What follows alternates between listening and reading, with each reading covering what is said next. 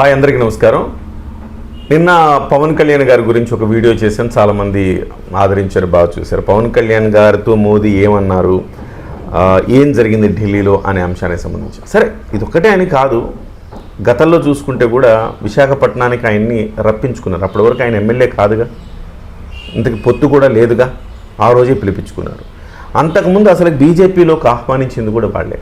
అక్కడి నుంచి చూస్తే కనుక ఇవాల్టి వరకు పరిణామాల్లో మోదీ ఈ భారతదేశంలో పవన్ కళ్యాణ్ గారితో చూపించినంత స్నేహాన్ని కావచ్చు, లేకపోతే ఆప్యాయతని కావచ్చు, మరే నేతకి ఆయన అంత ప్రయారిటీ ఇవ్వడం అనిపిస్తోంది.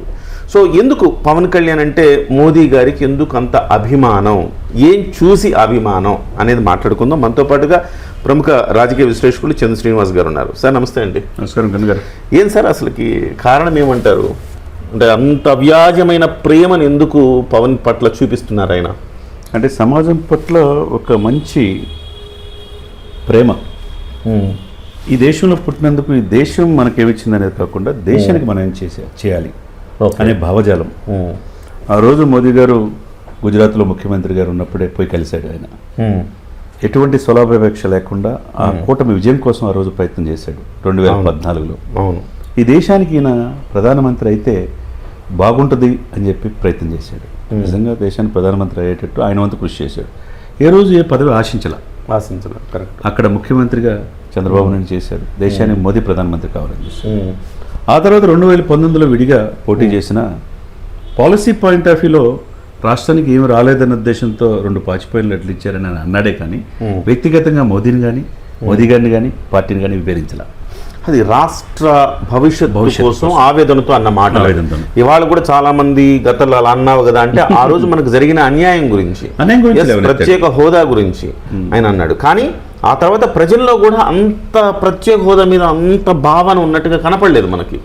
ఆ క్రమంలో సాక్షాత్తు 150 సీట్లు ఇచ్చిన జగన్మోహన్ రెడ్డి గారే స్పెషల్ స్టేటస్ తీసుకొస్తారంటే 20 మంది ఎంపీలు నిన్న అన్నాడు.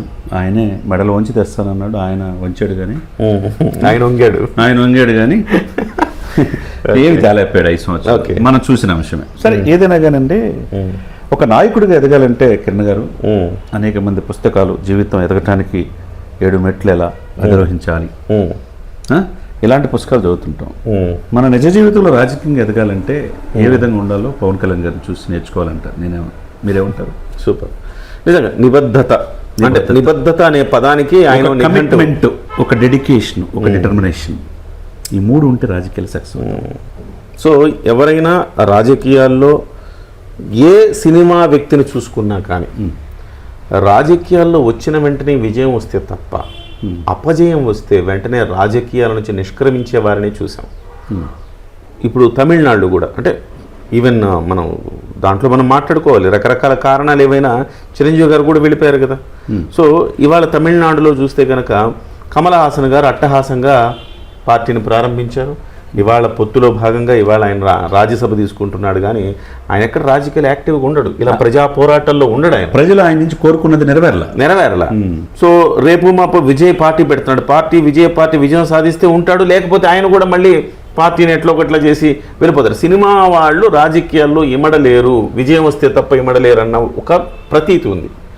దాన్ని ఈయన కాదు, నేను సినిమా వాడిగా నన్ను చూడొద్దు, నేను ప్రజల మనిషిగా చూడండి అంటూ 25 ఏళ్ల ప్రస్థానాన్ని ముందే ఊహించాడు ఆయన. 25 ఏళ్ల పాటు రాజకీయాల్లో ఉండాలని ఒక సంకల్పం చంద్ర శ్రీనివాస్ గారు. 25 ఏళ్ళు రాజకీయాల్లో ఉంటా. ఈ 25 ఏళ్లలో కష్టం వచ్చినా, నష్టం వచ్చినా, విజయం వచ్చినా, అపజయం వచ్చినా నేను ఉంటా అన్న ఒక సంకల్పం ఉంది చూసారా. ఆ సంకల్పమే బహుశా ఆయన్ని నరేంద్ర మోదీ గారు కూడా ఇష్టపడేటట్టు చేస్తుందేమో. ఆ నిజాయితీ, ఆయనలో ఉన్న నిజాయితీ మోదీ గారిని ఇష్టపడేటట్టు చేస్తుందేమో, ఆయన సంకల్పం మోదీ గారిని ఇష్టపడేటట్టు చేస్తుందేమో అనిపిస్తుంది నాకు. 100% అండి. మీరు చెప్పిందంటే సార్, ఒకటి ఆయనకి డబ్బు మీద యావలేదు, పదవి మీద మోజు లేదు. మీకు అర్థమైందా? ఈ 2 లేనివాడు ఏ స్థాయికైనా ఎదగొచ్చు. ఏమంటారు మీరు? కరెక్టే, డెఫినెట్లీ. ఈ 2 లేకపోవడమే కాకుండా దశాబ్దన్నర పోరాటం, తన అన్నగారు రాజకీయాల్లో కాంగ్రెస్ను మెజ్జి చేస్తే అన్ననే విభేదించాడు. మెజ్జి చేయకుండా ఉండాల్సింది అన్నాడు. జనసేన పార్టీ పెట్టాడు. దశాబ్దన్నర ఎన్నో కష్టాలు పడ్డాడు, అవహేళనలు పడ్డాడు, మాటలు పడ్డాడు. ఈ దేశ రాజకీయాల్లో పవన్ కళ్యాణ్ గారిని విమర్శించినట్టు ఏ వ్యక్తిని విమర్శించాల, మీరేమంటారు? నిజమే. కానీ ఎక్కడ మొక్కవని ధైర్యంతో ఈరోజు రాజకీయాలు నిలబడ్డాడు. ఆయన ఎక్కువ చదువుకోలేదండి. చాలా సందర్భాల్లో నేను చెప్పాను కిరణ్ గారు, ఇంటరే అది కూడా 2-3 సార్లు రాశానని చెప్పన్నాడు. తన అన్నచాటును ఎదిగాడు.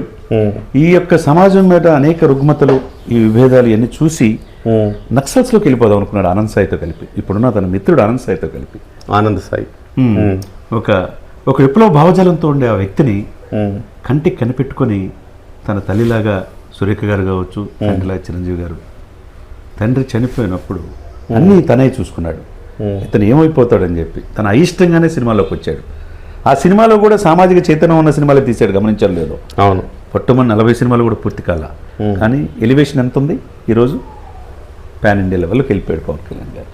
కాబట్టి అదే సమయంలో తన అన్న పిస్టల్ని తీసుకొని ఒకనొక సమయంలో ఈ సమాజంలో నేను వద్దు అని కాల్చుకొని చనిపోదాం అనుకున్న వ్యక్తి ఆ రోజు అది జరిగితే ఏమైంది? ఈరోజు ఒక గొప్ప వ్యక్తిని, ఒక కారం జన్మని మనం మిస్ అయ్యేవాళ్ళం. ఈరోజు దేశ రాజకీయాల్లో ఎక్కడ గెలవని వ్యక్తి అన్నారు. 2024 ఎన్నికల్లో భాగంగా 23లో ఎన్డీఏ సమావేశాలు జరిగితే ఆంధ్ర తెలంగాణ నుంచి ఒక వ్యక్తిని మోదీ గారు పిలిచారు, గమనించారా మీరు? అవును. ఒక పవన్ కళ్యాణ్ ఒక్కడే. ఆ రోజు ఆయన ఎమ్మెల్యే కాదు, ఆయన్ని మేకప్ వేసుకునేవాడు అన్నారు, రాజకీయాలు సినిమా నటుడు రాజకీయాలు పనికిరారు అన్నారు. మరి ఆ వ్యక్తిని పిలిచి లెఫ్ట్ సైడ్ ఉన్నాడు, ఆ ఫోటోలు చూడండి. ఆ రోజున నిన్న ఫోటో చూడండి, రైట్ సైడ్కి వచ్చాడు.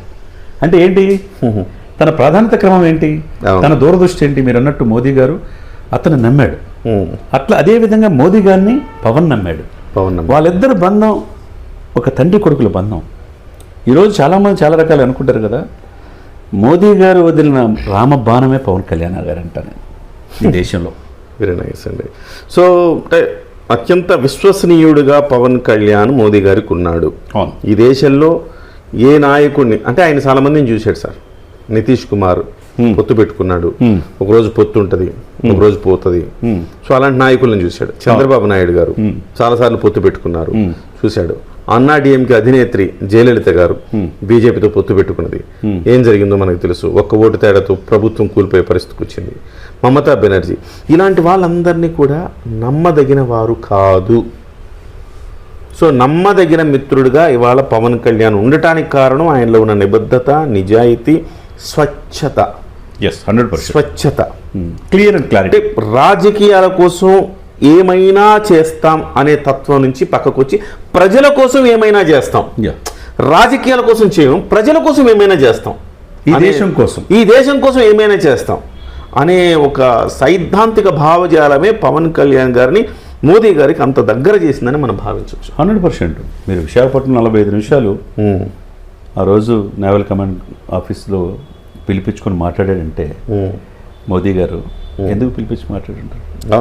దేశం పట్ల అతనికి చిత్తశుద్ధి. ఆ రోజు కనుక పవన్ కళ్యాణ్ తీసుకున్న స్టెప్ టీడీపీని కలిపి వెళ్ళకపోతే 21 సీట్లు చాలా కీలకమైనవి.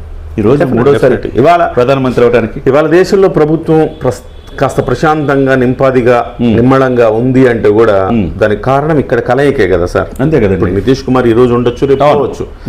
మొన్న ఏం చేశాడు సార్, మణిపూర్లో విత్డ్రా చేసుకుంటున్నాము అని చెప్పాడు. సో అలాంటి వ్యక్తులను నమ్మి ఎంతకాలం ప్రభుత్వం ఉంటుంది?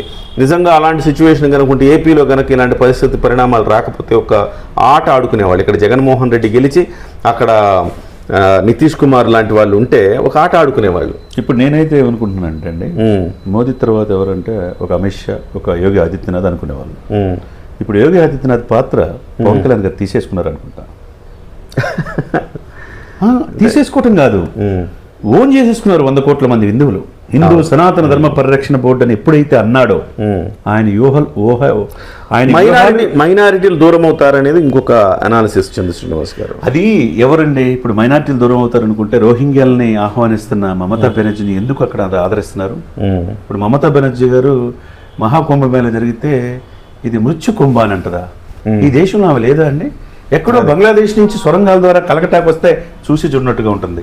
ఓ డాక్టర్ అత్యాచారం గురైతే 2-3 నెలలు కూడా సెట్ కాల అక్కడ పరిస్థితి. ఆమె కూడా హిందూ సాంప్రదాయం ప్రతి ఒక్కరికి ప్యాషన్ అయిపోయింది సార్.